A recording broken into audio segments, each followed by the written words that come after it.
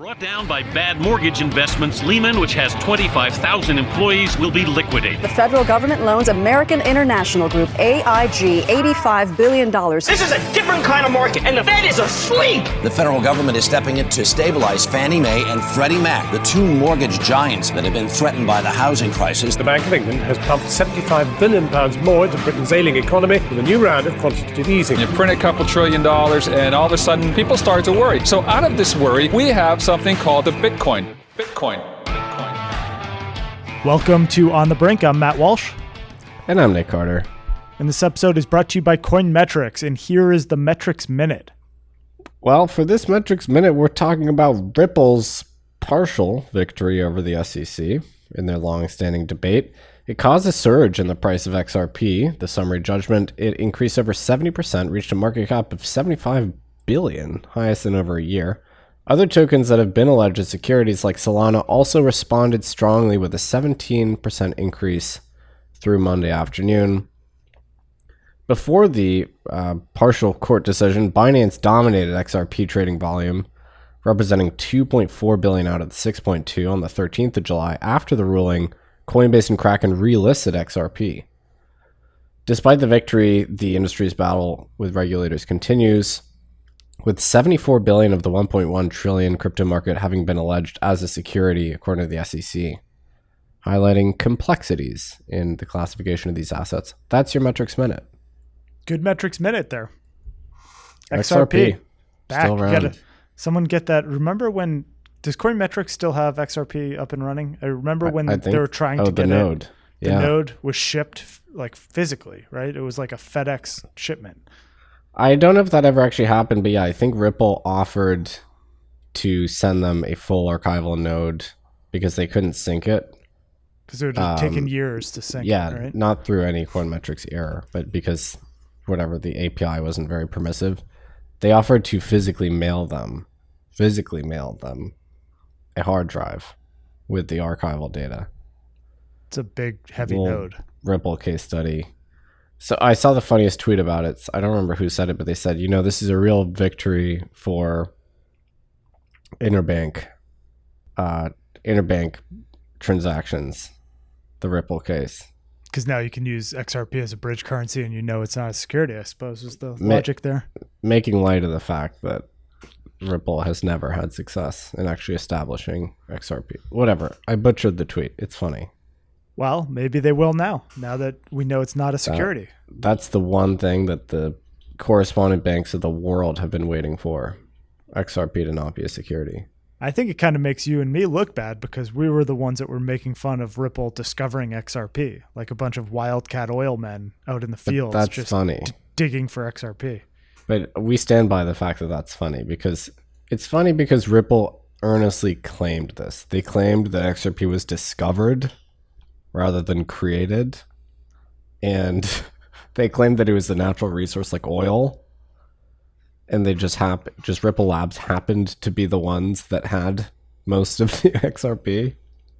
Hey, which is a preposterous claim. For the sake of the industry, no more of that talk. Yeah, let's leave aside the XRP as an oil like commodity. We're gonna leave that in the dustbin of history. Four. So, I watched a great documentary on Netflix lately, which was all about sea otters.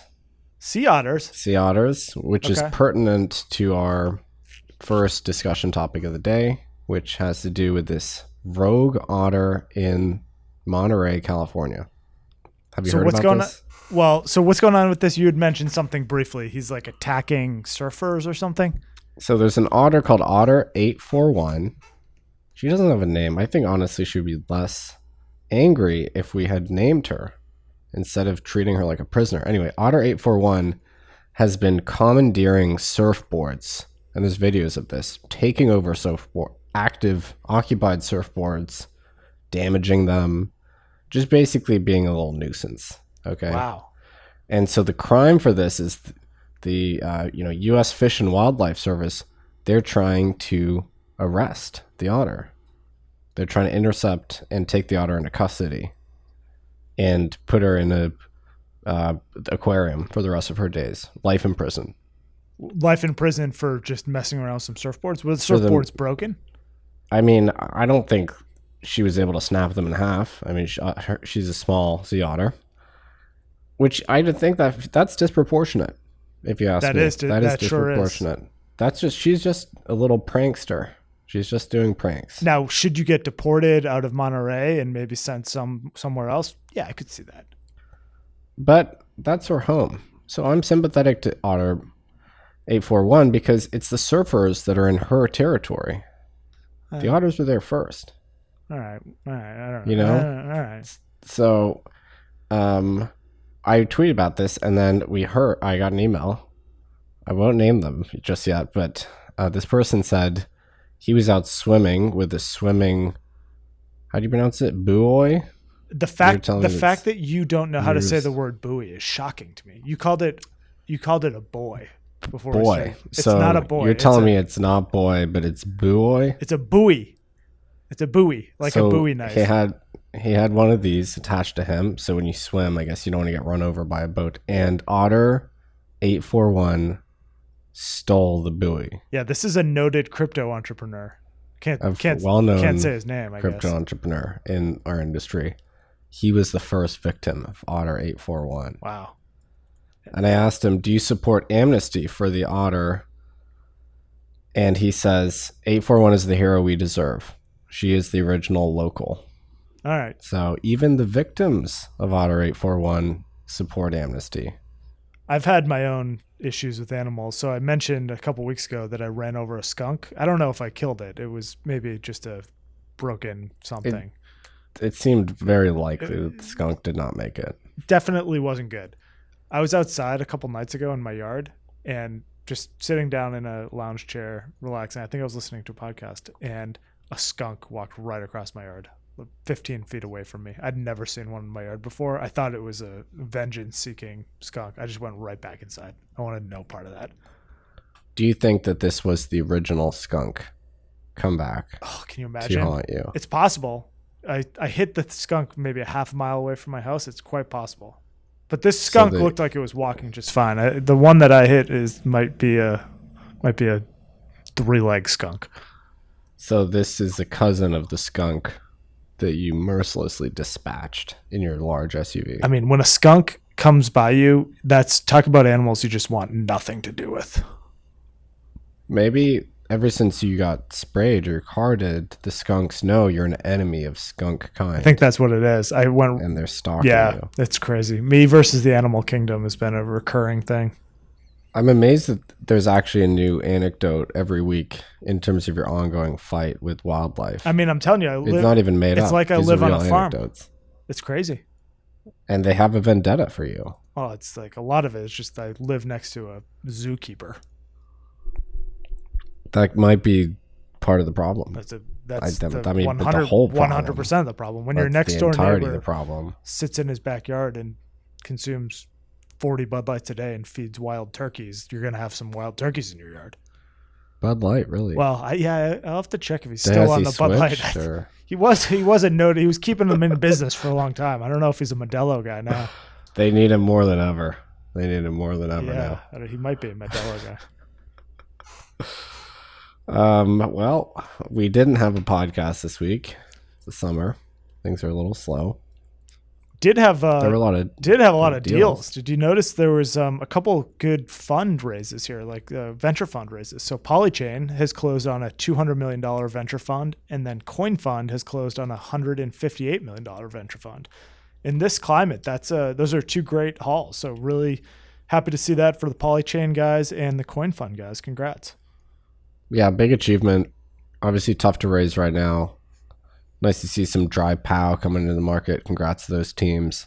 Next up, we have Risk Zero. That's with a C. They're a zero-knowledge software company. They raised $40 million from Blockchain Capital, Galaxy, and IOSG. Next one up is Pox Labs. It's P0X Labs. Do you call that Pox? Pox Labs. They're developing the Manta network. They raised $25 million from Polychain. Then we have Argo Blockchain, the mining company. They raised $7.5 million. And then we have Futureverse, a metaverse startup that raised $54 million from 10T and Ripple Labs. This next one I thought was pretty fascinating. Athena, they're creating a decentralized stablecoin. Now, don't panic if you've heard that before. Okay, this is not like Terra, Luna.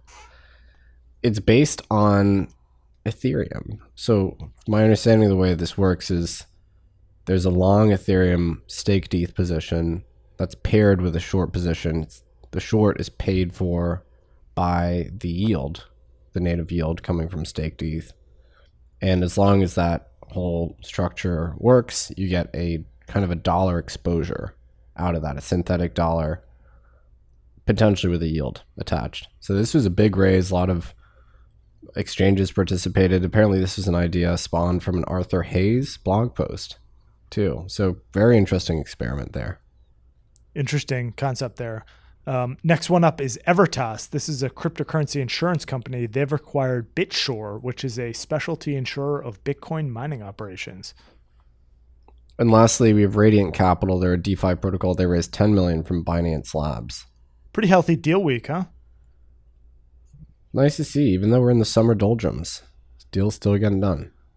So a lot of regulatory stuff this week. So let's start off with some of the letters that got sent out. Ritchie Torres, who's a congressman, a Democrat from New York, sent a scathing and I thought a very well-deserved letter to SEC Chair Gensler on the heels of Ripple's partial victory against the SEC last week. Basically just called out the SEC's failure to act towards providing clear guidance and the fact that the SEC is just regulating via enforcement. And then later in the week, we had Congressman French Hill, who's a Republican from Arkansas, and Congressman Dusty Johnson, who's a Republican from South Dakota. They joined up on a letter. It was a letter basically just saying you need to come up with this comprehensive framework. You need to work with Congress towards a comprehensive digital asset framework as opposed to just going out and regulating via enforcement. And I thought it was interesting that later in the week you had some leaks. The Block had a good article just today, actually. We're recording this on a Thursday, that the SEC has just categorically failed to cooperate with the McHenry-Thompson market structure bill.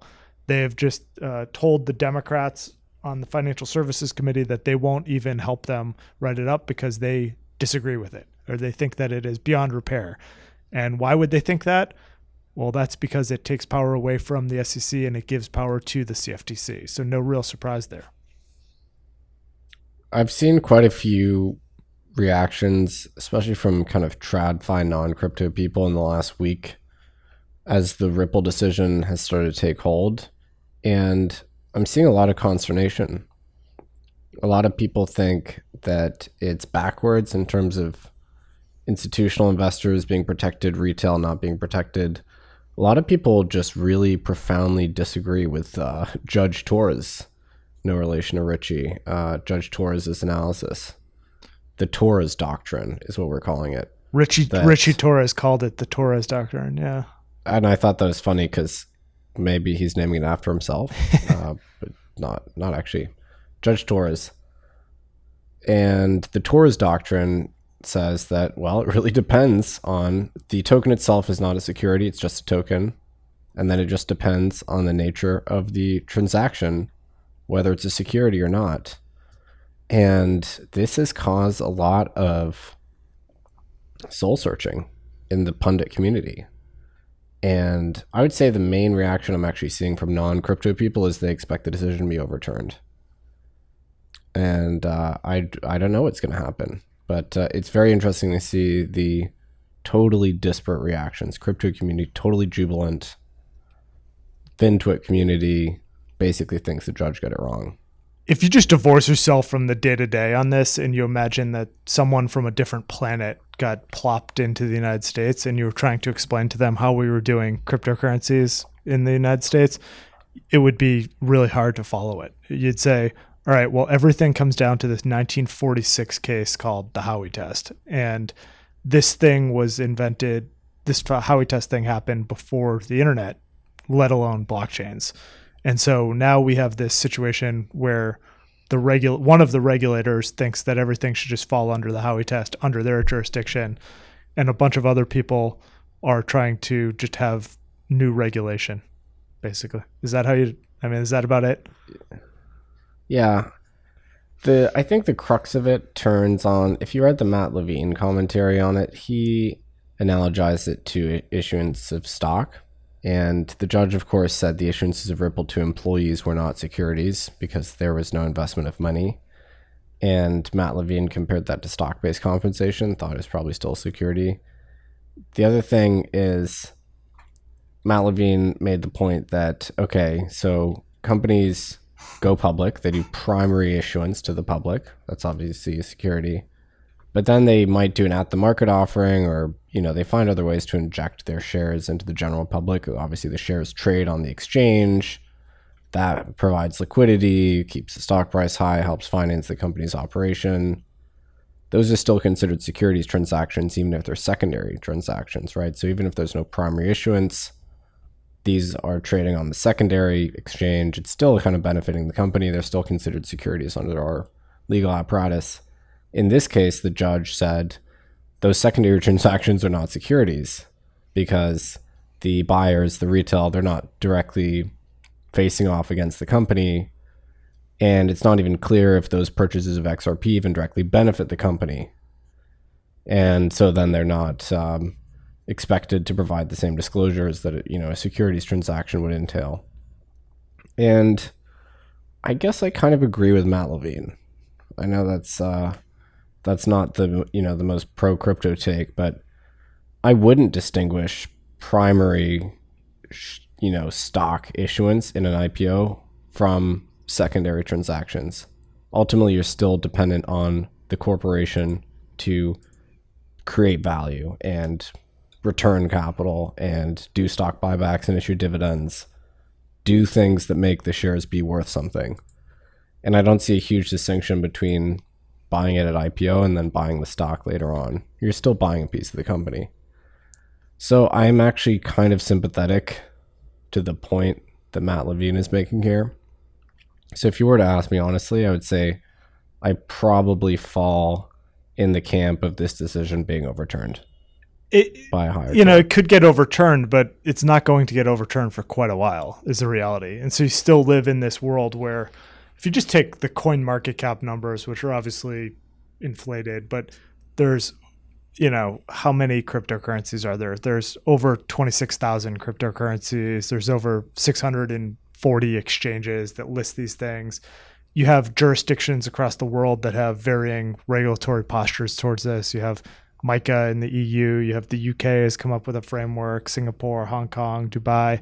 So you have competing frameworks for how these things are treated. And this Ripple case, the fact that they had a partial victory here, the SEC lost, it was kind of their first high-profile crypto loss, just means that, there's not one way, there's not a peanut butter spread way to treat these assets. And so the SEC can either go ahead and try to regulate via enforcement, or they can work with Congress to come up with a framework here.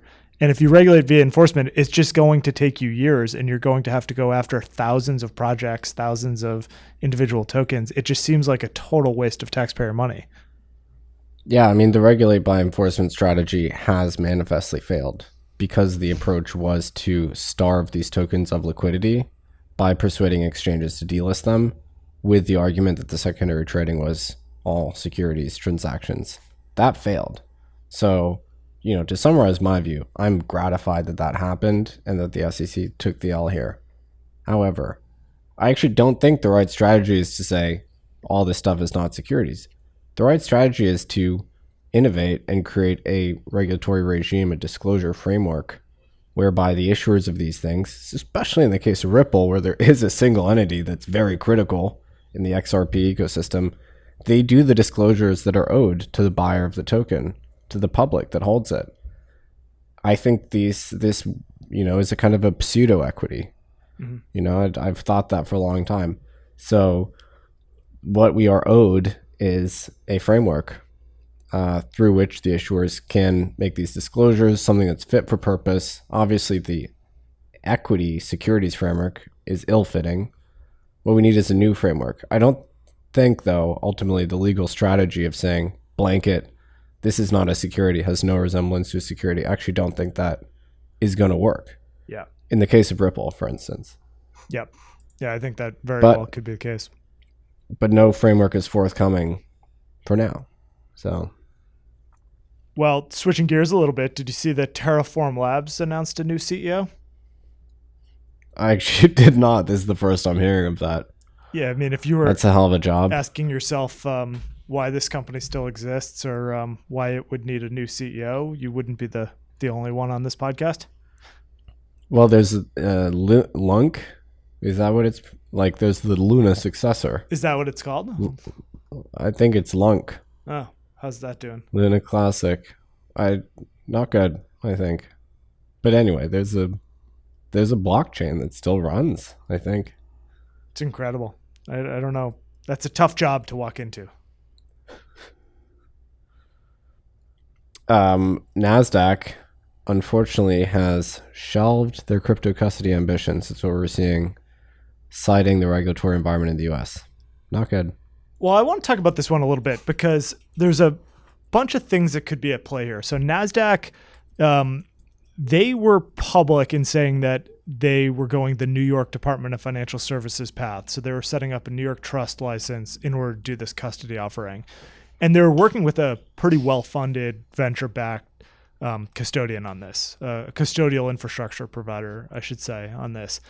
And they were hoping to launch this year. And so they've pulled the plug on it. So it sort of begs the question why you'd pull the plug on it. We can talk about SAB 121. I don't necessarily think that that's the reason why they're pulling the plug on it. And I don't really think that it's because they've given up the fight in crypto and that they just don't think that this is a good business to be in. So my guess is that it's one of two things. One would be that Nasdaq is the exchange for a number of these Bitcoin ETF proposals, and that they just think that that's a better line of business for them to be in. That you're going to get a Bitcoin ETF. Nasdaq will accrue value by being the exchange for a number of these products, and that competes for flows potentially with the spot product. So I don't actually believe that, but that's a steelman argument. The second argument, and I actually think that this is what it is if you look at Gensler's public statements over the past year, he has talked about crypto custodians should not also be exchanges. And we've thought for a long time that he's focused on Coinbase and the fact that they operate a custodial enterprise and they also have an exchange. And you really would not see that in the other traditional asset world. And so could it be that Nasdaq has had some conversations with the SEC and said, hey, we want to launch this crypto custody business, and that the SEC has just said, hey, I wouldn't do that if I were you. You guys run an exchange. Why would you also be the custodian? That appears like there might be some inherent conflicts in that business. Now, whether there are or not, I think is up for debate. But I wonder if that's maybe what happened here. That's actually a fascinating point that I hadn't considered. I always thought the SEC's objective to unbundle the exchange functions was targeted at the crypto native firms like the Coinbase. Frankly, I think that'll happen. But you're saying it also affects TradFi firms. Yeah, you don't see TradFi firms operate exchanges and also operate global custodians. So I think it's quite possible that Nasdaq is either reading the tea leaves on some of Gensler's public statements, which is like this week he was on the record on Monday saying that a number of these crypto companies have inherent conflicts. So I wonder if that's what it is. I further wonder if, who knows what happens with this Coinbase lawsuit around whether these things are securities or whatnot. But you wonder if at some point Coinbase has to divest their custody business if they want to continue to run their exchange business. I was just thinking that today. I mean, if you zoom out from the perspective of an alien looking at the crypto industry, well, not an alien, just a reasonable person that knows how finance works. It's crazy that exchanges are so vertically integrated. It shouldn't be that way. The only reason that it is that way is just a relic of how this market structure evolved. Yeah, it's a path-dependent thing. I mean, exchanges do order matching, so exchange stuff. They do custody for the most part. They do margining in some cases, right? Acting as a kind of a prime. They do data and analytics, right? And in some cases, they run venture capital arms that then list the token, They'll list the tokens that they invest in. That's crazy. All that stuff is crazy. Those are 5 different concerns. It is. And the reason that they're 5 different concerns is because you've had these scandals in traditional financial services over the years. And there was a good reason. There's a lot of laws that got passed over the years in order to bifurcate those functions. So, I mean, I always thought it would make more sense for Nasdaq to be aggressive in the data space or the compliance space with respect to cryptocurrencies. That's really what they're great at, apart from order matching, obviously. Well, I just hope that when we get the landmark crypto legislation, it gets a cool name like Sarbanes-Oxley or Glass-Steagall. Well, I guess it kind of matters who the people are, right? I guess that's how you name legislate. Yeah, so it could be McHenry Thompson. Thompson. That's not a zinger of a name, like Sarbanes-Oxley. The poor guy girl behind Telecommunications Act of 1996. It's like, we'll never know. Yeah, or the 34 Act. Who was that? 34 Act. I mean, that was just the year. I think we should take politics out of this and just have it be the market structure bill of 2023, the thing that unlocked the ability for regulated financial institutions to deal with cryptocurrencies in the U.S. I think if we say it enough on this podcast, it will happen. I'm sounding like a broken record on this regulatory stuff. There's like 20 weeks left in the year, so it's 20 more episodes. We're going to say it every time. We're not going to stop. You thought 15C3-3 was bad? Wait till you hear SAB 121. So speaking of which, you're cultivating a bit of a following on Twitter, Matt. You've had 2 banger threads in a row. I'm getting better at Twitter, for sure. For sure, I'm getting better. I think I've found my lane is just go deep on some very esoteric thing. So, Sab121, you did a big thread about Gensler, Warren. Nobody knew what this thing was. Turns out it's holding the whole industry back. What's going on here? All right, so here's what happened. So in March of 2022, the SEC published a pretty obscure accounting bulletin. So Staff Accounting Bulletin number 121, which we call SAB 121. So this states that any company that reports to the SEC under US GAAP or international financial accounting regulations has to have a safeguarding option for crypto that results in them creating a corresponding asset on their balance sheet and a corresponding liability. So said in plain English, if you're a bank, a public bank in the United States, if you hold customer crypto assets, you actually need to record that as an asset and a corresponding liability on your balance sheet as the bank. Now, that is a big problem. That is not how custody banks work in general. So to bring that to life a little bit, State Street, which is one of the largest custodians in the world, they have $40 trillion in assets, customer assets, that they safeguard. But those $40 trillion are not on their balance sheet because they actually don't belong to them. It would make and to interject, their market cap is $23 billion. Their market cap is $23 billion, right? So their total assets. No one expects that there's parity in terms of their client custodied assets and the equity value of the business. Correct. Look, they're safeguarding the assets. The assets do not belong to them. Now, with assets that belong to you, you have to have capital reserved against some of those assets if you're a bank. And so the way that works, and I'm going to draw from an Anchorage comment letter here because I thought it was really good. So Anchorage sends a letter to the SEC after this and says, look, these banks need to hold up to 500 basis points in tier 1 capital for any digital asset that they hold on their own balance sheets. And so, if they're charging 35, 40 basis points and then they have to reserve 500 basis points, to quote Anchorage, it makes it unprofitable for banks subject to SAB 121 to custody digital assets. There's no business there, right? If you have to hold that much in terms of US dollar exposure for every dollar of Bitcoin that you hold on a balance sheet, you just wouldn't hold any Bitcoin. So, and from a risk perspective, sorry to keep interrupting, it doesn't make sense because you have the Bitcoin in full reserve. So there's no sort of uncertainty. You don't need a buffer.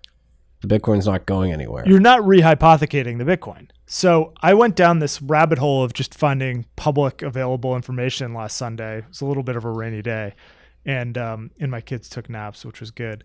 So I was able to dig into this a little bit more. So when Bank of New York Mellon applied for their custody offering with the state of New York, so they got approved with the New York Department of Financial Services, recall that, they clearly stated in their application that this would just be treated like any other asset. So pursuant to the same general considerations and accounting treatment for any other asset that the bank safe keeps.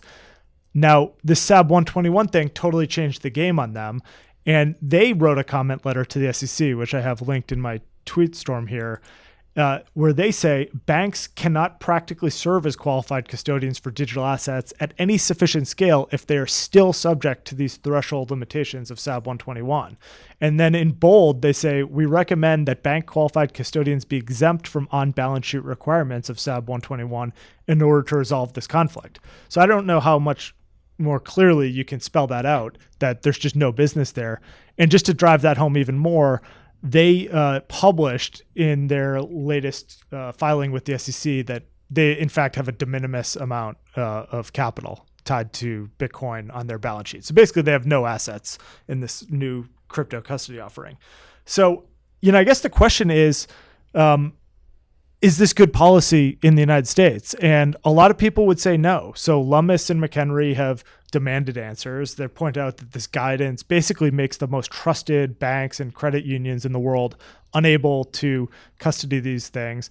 Hester Peirce was all over this from the start. So she actually had a dissent. She had a public statement against this at the time it happened, which I hadn't even read until recently.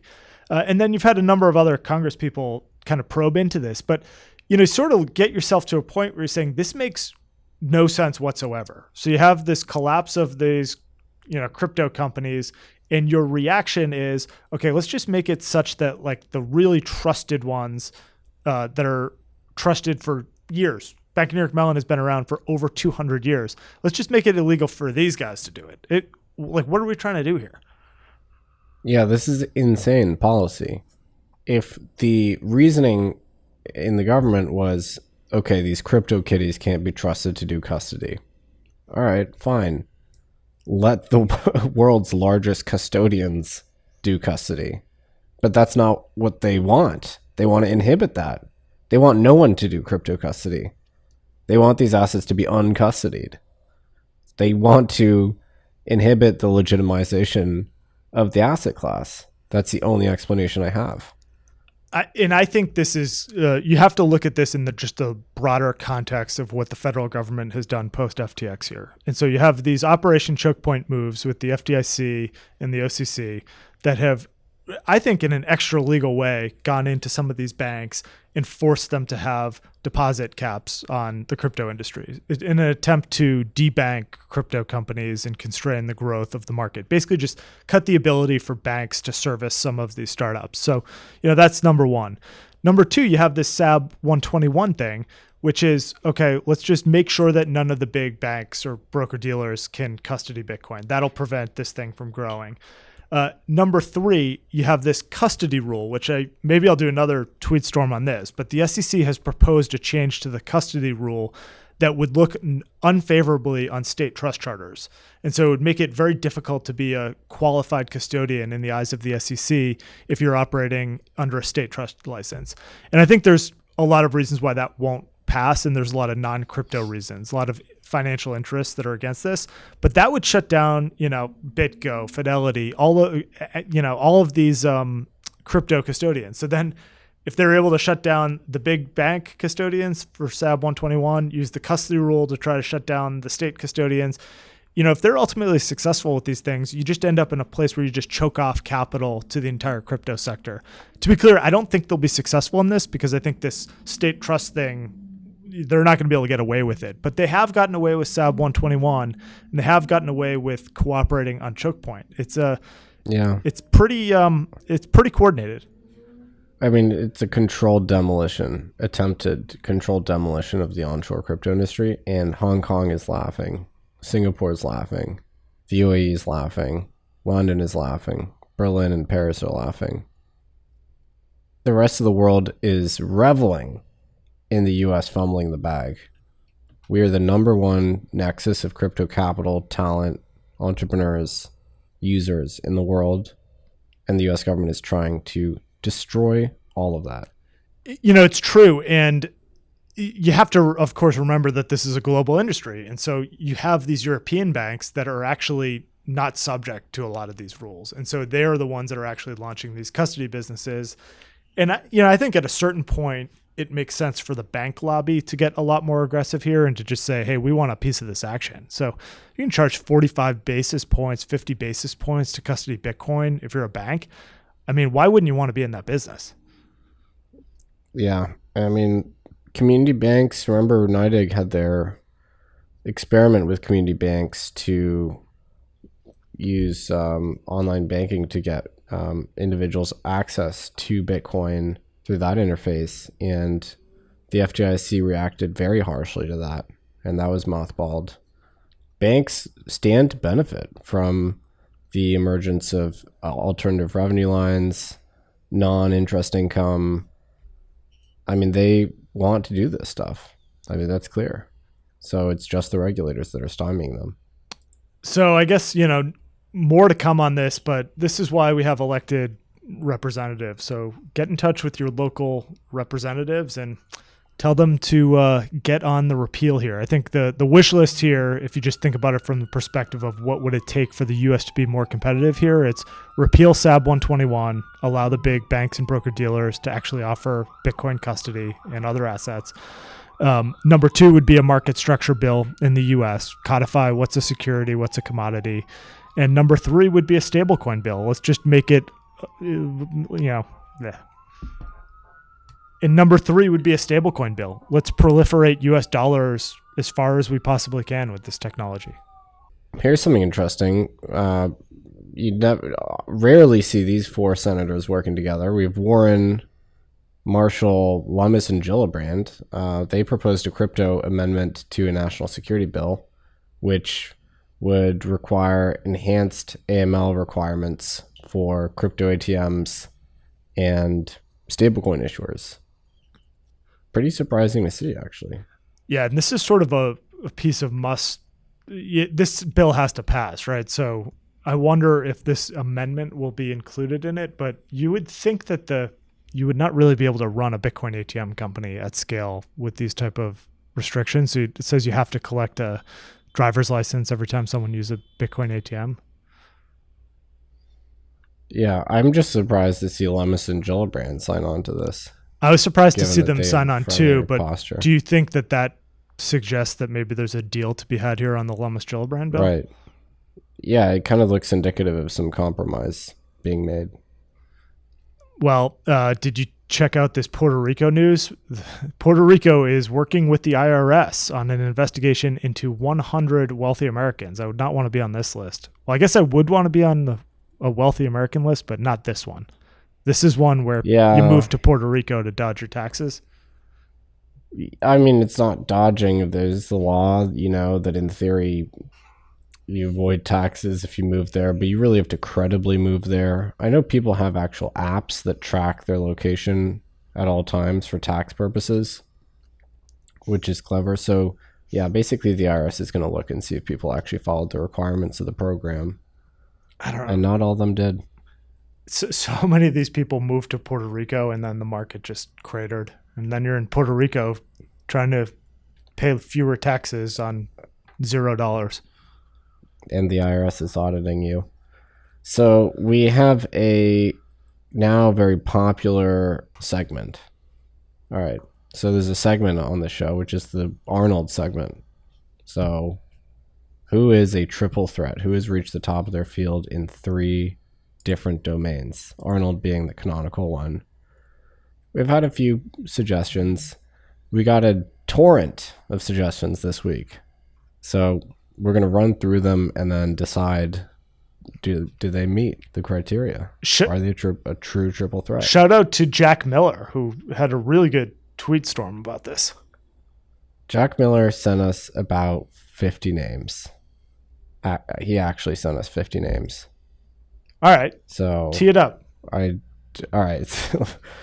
We're just going to run through them, and then you tell me if they're, are you tapping in or are you tapping out? So Jack had list 1, which is very strict on success in different fields, and then list 2, which is a little bit less strict. I guess let's start with number one. Yeah, we don't have time to do list 2.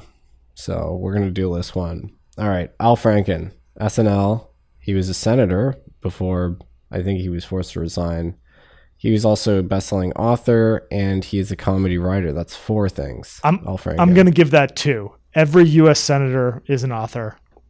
Or, I don't know. Is it an autobiography? Or what is it? What type of book are we talking? I'm tapping out on Al Franken because he had to resign in disgrace. So he wasn't a successful senator, in my opinion. All right, so we're out on him. Ronald Reagan, obviously an actor. He was the governor. I mean, Ronald Reagan really was the template for Schwarzenegger. And he was also president. He was a president. Actor and politician, that's 2 things. Oh, yeah. And then he was a radio broadcaster. I mean, we're technically we're radio broadcasters. I'm giving him 2 on that. He's not getting a 3rd. Oof. For Reagan. Okay, here's one. Jimmy Carter. Jimmy Carter, no relation. Businessman. Peanut farmer, I think. Yep. I'll give him that. President. And then he was a peace campaigner. You know, he won the Nobel Peace Prize. Don't all presidents win the Nobel Peace Prize? Obama won it for some reason. Yeah. For Obama was the biggest drone striker, the whole peaceful drones. Oh, okay. Peaceful. I don't know. I don't know if I like that for a 3rd one.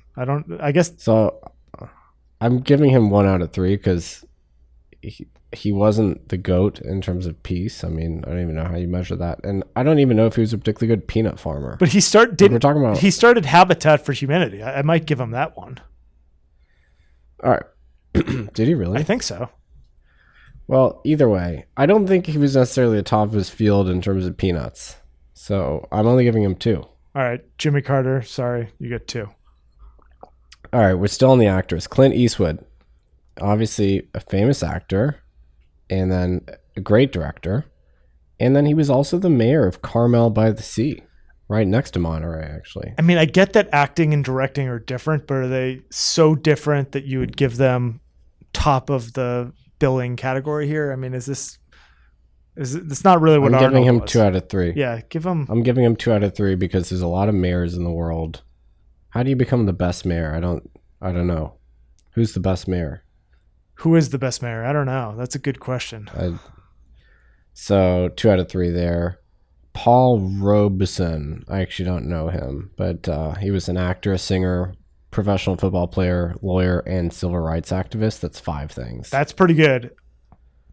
I don't know anything about him, but that's a lot of things. All right. We're just going to take that. All right. Here's a good one. Chris Hadfield. Famous astronaut. He was also a fighter pilot, also an author and a musician.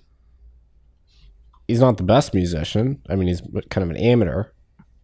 But I'm actually tempted to give it to him because he's pretty cool. I've never heard of him, so he couldn't be top of his field for astronaut or musician. Well, I mean, there's not that many astronauts. I think he's probably in the best dozen or so. All right, Shaq. He was obviously in the NBA. Successful businessman. I don't know what his business ventures are. Probably sold water or vodka. He owns a bunch of restaurants and stuff. TV star. Yep. I think that's fair. And a DJ, apparently. I'll give you Shaq's. I'll give you that. Shaq's in. Same theme. Kareem Abdul-Jabbar. So obviously he was in the NBA. He was a writer, and he was a civil rights activist. The writer part, I'll have to get back to you on that one. Yeah, the problem is we just don't know the books. We don't know about the books that these people have written. I mean, you read an autobiography. I'm not giving you top of your. You're not Yeah, that doesn't count. You're not in that same category with all the great authors. It has to be a novel. Okay, Imran Khan. This is an interesting one. Wasn't he just arrested or something like that? There was some kind of. He was arrested, right? I don't know. Let me see. Yeah, he was arrested. There's something weird is happening over there with Imran Khan. Anyway, so he was the president of Pakistan. Sorry, prime minister. He was apparently a cricket superstar. I didn't know that, and also an author. Nope, not getting the author. No author. Nope. Okay, Manny Pacquiao. This one's fair. I mean, okay, obviously one of the best boxers of all time. He was an entertainer. I don't know what that means. Entertainment how? He's like a singer. He sings or something. No, I'm not giving him that. And then he's also centered in the Philippines. I think he ran for president in the Philippines too. All right, but we're only giving him 1 out of 3. Yeah, he's just a boxer. Actually, he is technically as a senator. I'll give him 2. All right, so Bill Bradley, NBA player, U.S. senator, and investment banker. I don't know. I didn't know about the. I did not know about the. Oh, Bill Bradley and I sat next to each other at a Paxos event in like 2015. Did you talk to him? Yeah, I did. I introduced myself to him. So I don't know who that is. Bill Bradley. He's almost president. Really? Yeah. All right, we're almost at the end here. Thomas Jefferson. I mean. TJ. He was a president. He wrote the Declaration of Independence, among other works. Apparently, he was an architect as well. Are we giving it to TJ? 2 out of 3 ain't bad, TJ. I don't see any of those buildings still around, so he wasn't that good of an architect. Right. Tough. Okay, Benjamin Franklin. Got to give it to him. Diplomat, writer, inventor. I mean, no question. He gets it. A diplomat, a writer, and an inventor. I guess so. Yeah. All right, Da Vinci we already covered. Isaac Newton. So he, do you know this? I guess he invented physics or some branch of physics. He invented calculus, right? Independently, it was like it was co-invented at the same time by Leibniz. Was doing it at the same time, yeah. So that one, he gets 50% credit there, and then he was also the master of the Royal Mint. Did you know this? He was a central banker. I did not know that, but that's 3. If that's true, he's triple threat. If I'm not wrong, I think he lost money in the South Sea bubble also. That's like losing money in the 2021 crypto market.